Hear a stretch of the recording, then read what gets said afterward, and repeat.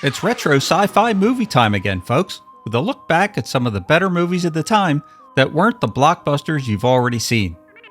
There are no forbidden planets or Day the Earth Stood Stills here, but there are plenty of great films that have gotten buried in the past that still deserve some love, and are definitely worth passing your time on a lazy Saturday afternoon.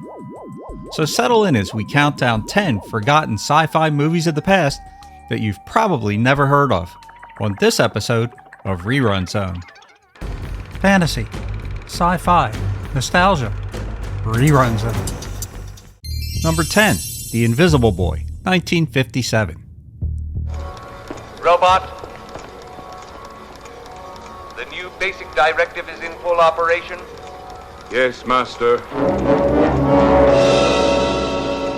Robbie the Robot is back, but this time he's not cruising through the stars. He's hanging out with a kid genius. Sound familiar? Yep, it's a precursor to HAL 9000 and Skynet, years before those villains hit the screen. The film dives into themes like autonomy, free will, and the dangers of handing too much power to machines, all wrapped in a surprisingly emotional story about a boy trying to find a connection. Sure, the acting is stiff and the budget is limited, but the story sneaks up on you. This isn't just about a kid in his robot movie. It's a quiet warning about the rise of machine intelligence, something we should think about today. And it came out in 1957. If you've only ever seen Robbie in Forbidden Planet, you owe it to yourself to check out this forgotten second act. Number 9, The Monster That Challenged the World, 1957. Someone is bound to spot one of those creatures soon. When they do, we close all the locks and hold it until we get there. After that, we'll follow it back to the pool. Well, sounds like an effective plan. Don't let the sensational title fool you. The Monster That Challenged the World is a cut above the usual creature feature fare of its time. Set around California's Salton Sea, the movie kicks off when an underwater earthquake unleashes the nest of monstrous prehistoric mollusks. Sound goofy, right? But the film plays it surprisingly straight. From the moment the first slimy body shows up, the tone is serious and suspenseful. There's a steady sense of dread that builds with each scene, helped along by strong performances, competent direction, and some practical effects that actually hold up better than you'd expect for a 50s monster movie. Instead of leaning into camp, it focuses on tension, pacing, and real stakes. The Navy's investigation into the attacks feels methodical and grounded, and the final showdown in a flooded storage vault delivers some genuine thrills. What sets this film apart isn't just the creature, it's the craftsmanship. It's what happens when B-movie material gets treated with A-movie care. If you're a fan of movies like Them or Tarantula, but want something just a little more grounded and eerie, this one's a hidden gem worth discovering. Number 8, The 27th Day, 1957. People of Earth, permit me to explain your presence here. Each of you is hearing my words in his or her native tongue. Who are you? Since I'm a stranger to each of you, perhaps it would be simplest to call me the alien. In a decade filled with bug-eyed monsters and alien invaders, The 27th Day takes a different route. One that's cerebral, paranoid, and deeply reflective of its Cold War era. The premise is elegantly simple. An alien race, fearing Earth's growing aggression, selects 5 random people from around the globe and gives each of them a capsule. Each capsule has the power to destroy all human life on the planet. The twist? Only the person it was given to can open it, and no one else knows who has them.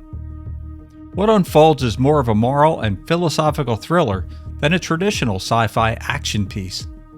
The film dives into issues of nationalism, trust, and what it means to be responsible with ultimate power. It's the kind of story Rod Serling would have loved, and probably did. With international tension simmering in the background, and the ever-present fear of nuclear annihilation looming large, The 27th Day turns the sci-fi genre into a morality play. It's a quiet, gripping reminder that sometimes the greatest threat to humanity is humanity itself. Before the next movie, if you like these trips down memory lane, please hit that subscribe button or consider becoming a channel member. It keeps this passion project going strong and means the world to me. Thanks. And now, back to the show. Number 7. Gog, 1954. David, the atomic pile! Magog must be down there. If he pulls out the safety rods, it'll explode! Gog doesn't get the same recognition as the sci-fi giants from the 50s, but it at least deserves a seat at the table. It's set inside a futuristic underground research facility and centers on a series of mysterious deaths that might be the result of sabotage, or maybe something more mechanical. Enter Gog and Magog, twin robots that may or may not be acting under their own volition. The investigation is led by an agent from the Office of Scientific Investigation, making this an early attempt at a sort of sci-fi crime procedural. It's surprisingly detailed in its depiction of early computer technology, robotics, and atomic research. And while the robots themselves look very retro, the ideas behind them are still relevant today. The tension doesn't come from explosions or alien invasions. It comes from the fear of losing control over technology that we thought we could master. There's a surprising amount of death in this one, especially for a sci-fi film made in the 1950s. There's even a scene where the robots begin to appear acting on their own, foreshadowing countless future films and scenarios about rogue artificial intelligence. Gog is an excellent blend of detective work and tech anxiety, and also comes with a giant dose of cool-looking vintage lab equipment and blinking control panels. It's a visual treat for all you fans of vintage 50s sci-fi movies. Grab a bucket of popcorn for this one and settle in for an entertaining afternoon. Number 6. The Power, 1968.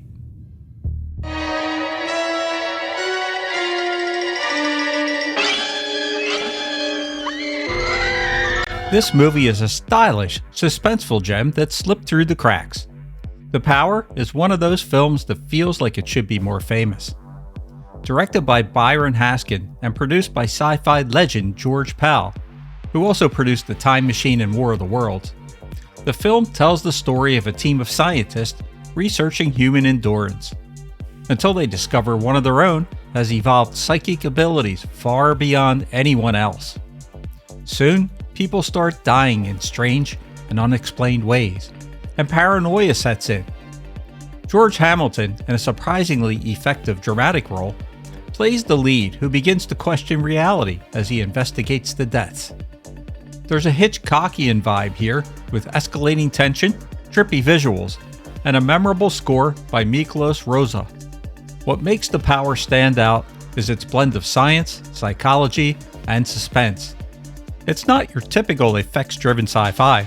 Instead, it leans into the thriller genre, while still wrestling with big questions about evolution, consciousness, and the limits of human potential. If you liked Scanners or Firestarter, you'll see the seeds of those films planted right here. Number 5. The Space Children, 1958. We have to go now. Already? Yes, it's time. The other children have already started. Come on. Not your typical alien encounter movie, The Space Children is a moody, thoughtful little film that plays out like a morality tale instead of a space-age spectacle. Set near a military installation, the story follows a group of children who begin to behave strangely after encountering a glowing alien intelligence hidden in a nearby cave. The alien doesn't speak, at least not in words. Instead, it communicates telepathically, guiding the children to sabotage a top-secret military project designed to launch nuclear weapons into orbit. What makes this film fascinating is its inversion of the usual trope. The adults are the threat, and the kids, with their innocence and openness to the unknown, are humanity's last hope. There's barely a spaceship in sight, but the message is loud and clear. Unchecked military ambition could destroy us all, and maybe the next generation should be calling the shots. It's quiet, eerie, and deeply reflective of post-war anxiety, Think of it as Village of the Damned without the horror. A plea for peace, told through the wide eyes of children. Number 4. The Twanky, 1953.